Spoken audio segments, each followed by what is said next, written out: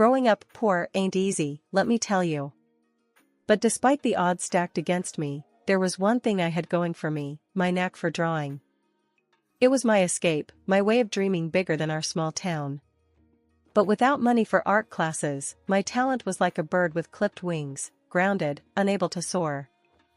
Then one day, Mr. Thompson, my school teacher, saw something in me that I didn't even see in myself. He encouraged me to enter competitions, to take part in special programs at the university. And when I hesitated, unsure if I belonged, he pushed me forward, his belief in me like a beacon of light cutting through the darkness. I'll never forget the day I received that letter in the mail, the one that changed everything. It was a scholarship, a golden ticket to a world I never thought I'd be a part of. I couldn't believe it, me, a poor kid from a small town, given the chance to pursue my dreams. University was a whirlwind of new experiences and opportunities. I threw myself into my studies, soaking up every ounce of knowledge like a sponge. And when I graduated top of my class, it felt like a victory not just for me, but for everyone who had ever believed in me. But as I stepped out into the real world, diploma in hand, I quickly realized that the journey was far from over. Landing a job at a design agency was just the beginning, the first step on a long and challenging road ahead. The pay was modest, barely enough to make ends meet, but I didn't care. I was doing what I loved, and that was all that mattered. I threw myself into my work, pouring my heart and soul into every project that came my way. And that's where I met Tom, my future hubby. I remember the first time I met Tom like it was yesterday. He waltzed into the design agency like he owned the place, flashing his charming smile. I couldn't help but be drawn to him, despite my best efforts to keep it professional. "Sarah, meet Tom." My boss introduced us. Tom grinned, extending his hand. "Pleasure to meet you, Sarah. I've heard great things about your work." I shook his hand, feeling a warmth spread through me. "Likewise, Tom. What brings you in today?" He leaned against the desk, all smooth moves and confident swagger. "I'm looking to spruce up my place a bit. Heard you're the best in town." I chuckled, feeling a blush creep up my cheeks. "Well, I'll do my best to live up to the hype." And so, our journey began. We spent hours poring over design plans, bouncing ideas off each other like old friends. It didn't take long for sparks to fly, and before we knew it, we were planning a future together. "I never thought I'd find someone like you," Tom confessed one evening over dinner. I smiled, feeling my heart swell with affection. "Me neither, but I'm glad I did." But life has a funny way of throwing curveballs when you least expect it. And boy, did we get a doozy. "I think we should have a baby," Tom announced one night, catching me off guard. I nearly choked on my wine, coughing as I tried to process his words. "A baby? But we've barely settled into married life." Tom frowned, his brow furrowing in frustration. "Sarah, I'm not getting any younger. I want to start a family before it's too late." I sighed, feeling torn between my dreams and his desires. "I just don't know if I'm ready, Tom." "My career." He cut me off, his voice sharp with impatience. "Your career can wait. This is more important." And just like that, I found myself agreeing to something I wasn't sure I wanted. But love makes you do crazy things, doesn't it? So, we started trying for a baby, our excitement overshadowed by the pressure to conceive. Months passed, and still, nothing. Each negative pregnancy test felt like a punch to the gut, and I could see the disappointment in Tom's eyes. "We'll keep trying," he reassured me, but I could hear the frustration in his voice. And then, finally, our prayers were answered. I'll never forget the moment I saw those two pink lines, the rush of joy and relief washing over me. "We did it, Sarah," Tom whispered, pulling me into a tight embrace. Tears filled my eyes as I buried my face in his chest, overcome with emotion. We did. Nothing can prepare you for the gut punch of hearing your child's diagnosis. We were over the moon when our baby arrived, but our joy turned to shock when the doctor uttered those dreaded words, cerebral palsy. Tom's face went white as a sheet, his hand gripping mine like a vice. "Cerebral what?" he croaked out, his voice barely above a whisper. The doctor's explanation was a blur of medical jargon, but the gravity of the situation hit me like a ton of bricks. My mind raced with questions, fears gnawing at my insides like hungry wolves. "What does this mean for our baby?" I asked, my voice trembling with fear. The doctor's response was like a punch to the gut. "It means your child will face challenges with movement and coordination," he explained, his tone grave. As we got home, the weight of our new reality settled in like a heavy fog. Tom's frustration boiled over, his temper flaring like a wildfire. "This ain't right," he muttered under his breath, his hands clenched into fists at his sides. I felt a surge of anger bubbling up inside me, threatening to spill over. "What do you mean it ain't right?" I shot back, my voice sharp with irritation. He turned to me, his eyes blazing with intensity. "You must have done something to cause this," he accused, his tone sharp like broken glass. My blood boiled at his words, a fierce wave of anger washing over me. "How dare you?" I snapped, my voice rising with each word. "This isn't my fault, Tom. This isn't anyone's fault." But he wouldn't back down, his accusations like a relentless onslaught. "I can't believe you're denying it," he spat, his eyes blazing with fury. I watched Tom, feeling a mixture of anger and sadness swirling inside me like a storm. "Tom, we need to stay strong for our son," I said, trying to reach him through the haze of his emotions. But he shook his head, his eyes clouded with frustration. "I can't do this, Sarah. I just can't," he said, his voice cracking with emotion. And then, as if on cue, his mother burst into the room, her eyes ablaze with fury. "What's going on here?" she demanded, her voice sharp like a whip crack. I felt a lump form in my throat, the weight of her presence like a lead weight pressing down on me. "Our son has been diagnosed with cerebral palsy," I said, my voice barely audible over the roar of my own heartbeat. Her reaction was immediate, her face turning red with rage. "This is all your fault," she spat, her words like venom dripping from her tongue. I felt a surge of anger rising up inside me, hot and fierce. "How dare you?" I snapped, my voice filled with righteous indignation. But she wasn't done. "You brought shame upon our family," she continued, her words like a slap in the face. I wanted to scream, to lash out at her with all the fury burning inside me. But instead, I held my tongue, knowing that nothing I said would change her mind. And as Tom stormed out of the room, his mother hot on his heels, I was left alone with my thoughts. But even in the midst of the chaos, I knew one thing for certain: I would do whatever it took to give my son the love and support he needed to thrive, even if it meant facing the challenges ahead alone. But then, things took a turn for the worse. Tom demanded a paternity test, convinced that our son wasn't his. And when the results came back confirming his paternity, he turned his back on us. "I want out," he declared, his words like a dagger to the heart. "I will pay you alimony." I was blindsided, my world crumbling around me like a house of cards. But even in the midst of my pain, I refused to let him take everything from me. "I don't need your damn alimony," I spat back, my pride refusing to let me accept his pity. And so, I packed up our things and left, determined to make a life for myself and my son, even if it meant doing it alone. And let me tell you, it wasn't easy. But despite the overwhelming odds stacked against me, I refused to give up. I was a fighter, a survivor, and I would do whatever it took to give my son the life he deserved.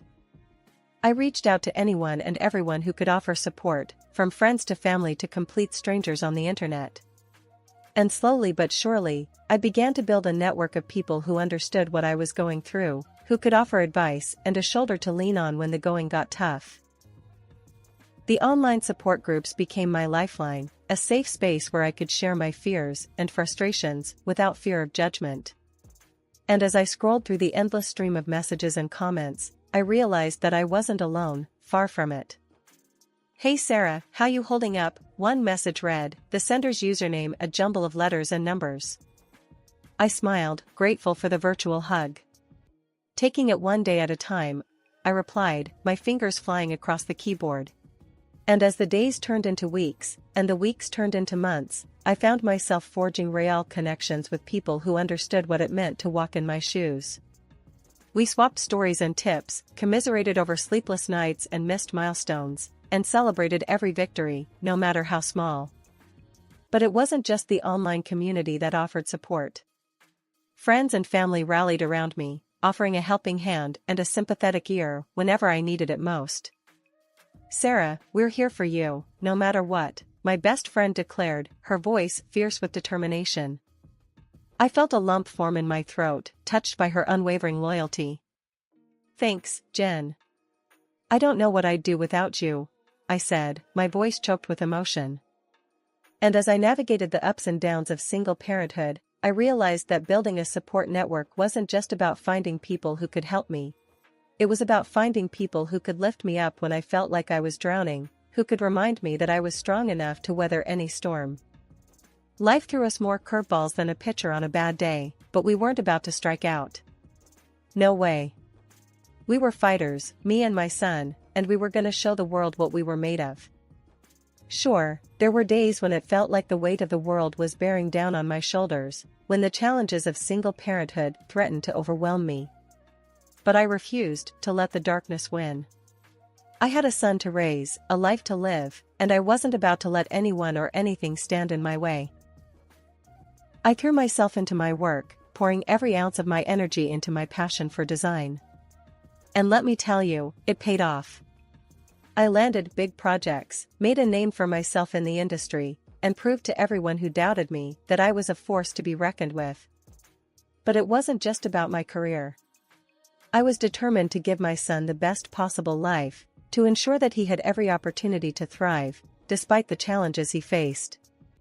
So, I researched therapies, attended seminars, and sought out experts who could help him reach his full potential. And let me tell you, it wasn't easy. There were setbacks, plenty of them. But each time we fell, we picked ourselves back up, dusted ourselves off, and kept on pushing forward. Because that's what we did, we persevered, no matter what. "Mom, I did it!" my son exclaimed, his face lit up with excitement as he took his first steps with the help of his walker. I felt tears spring to my eyes, pride swelling in my chest like a balloon ready to burst. "That's my boy," I said, my voice choked with emotion. And as I watched him navigate the world with a determination that belied his tender years, I knew that we were unstoppable. Together, we were a force to be reckoned with, capable of overcoming any obstacle that stood in our way. But it wasn't just about proving the doubters wrong, it was about showing my son that anything was possible, that he was capable of achieving greatness, no matter what obstacles lay in his path. Years had drifted by like leaves in the wind since Tom had abandoned us, leaving me to pick up the pieces of our shattered life. In those years, he'd made no effort to be a father to our child, no phone calls, no visits, nothing. But just when I thought I'd heard the last of him, he came crashing back into my life like a wrecking ball. It was a regular Tuesday afternoon when the phone rang, disrupting the peace of our little home. I answered, expecting it to be a telemarketer or a wrong number. But the voice on the other end sent chills down my spine. It was Tom. "Sarah, it's me," he said, his voice heavy with urgency.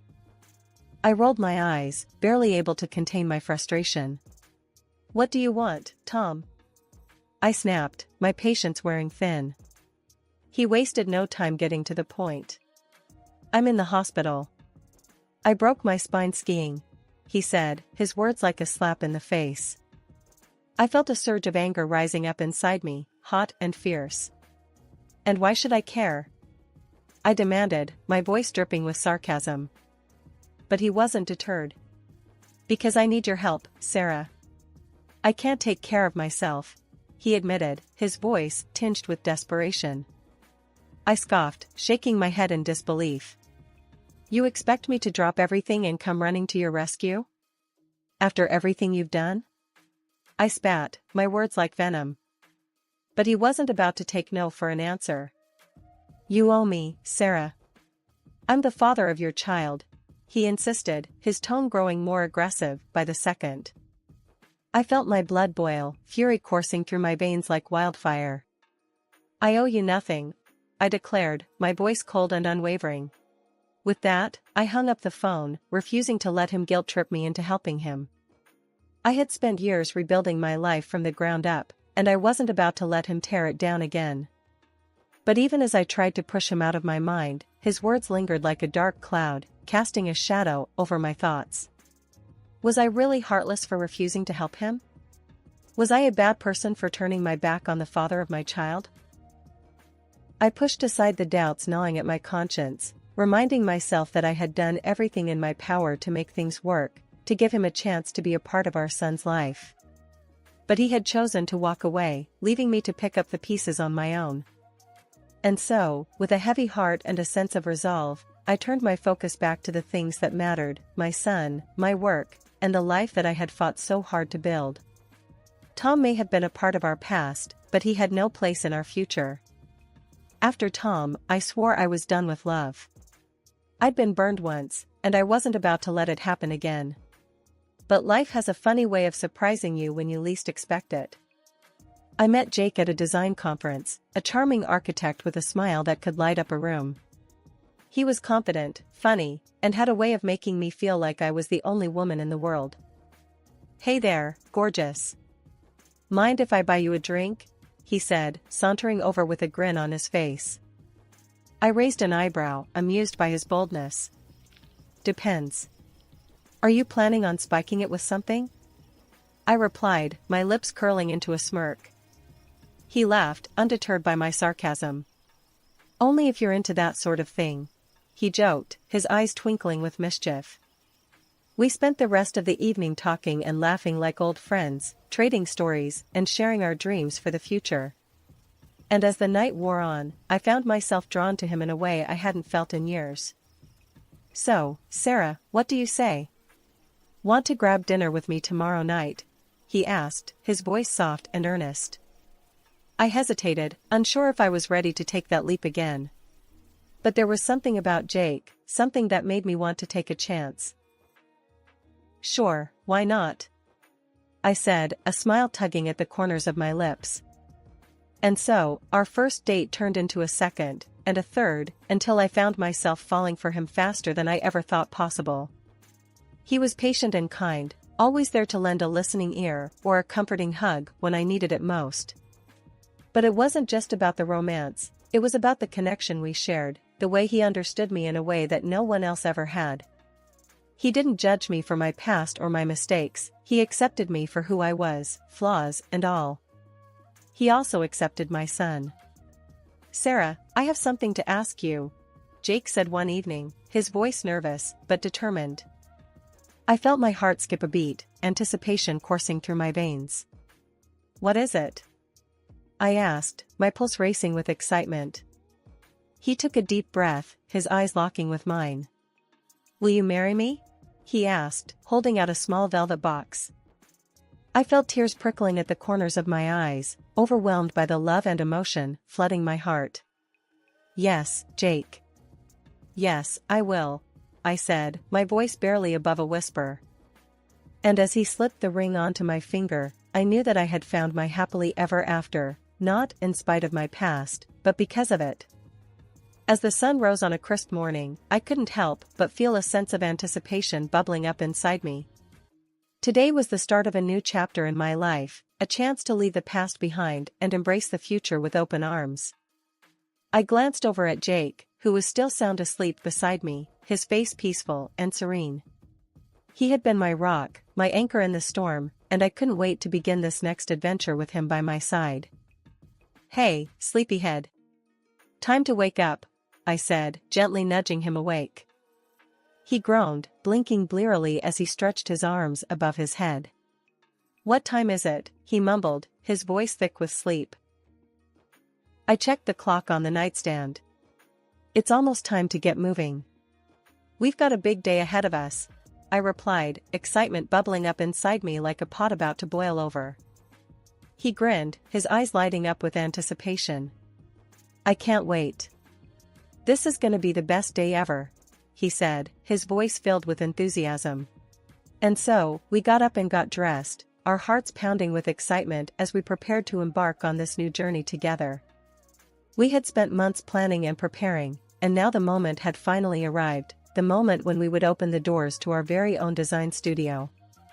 As we stepped outside, the crisp morning air filled our lungs, invigorating us with a sense of purpose and determination. We made our way to the studio, hand in hand, each step bringing us closer to our dreams. And when we finally arrived, it felt like coming home.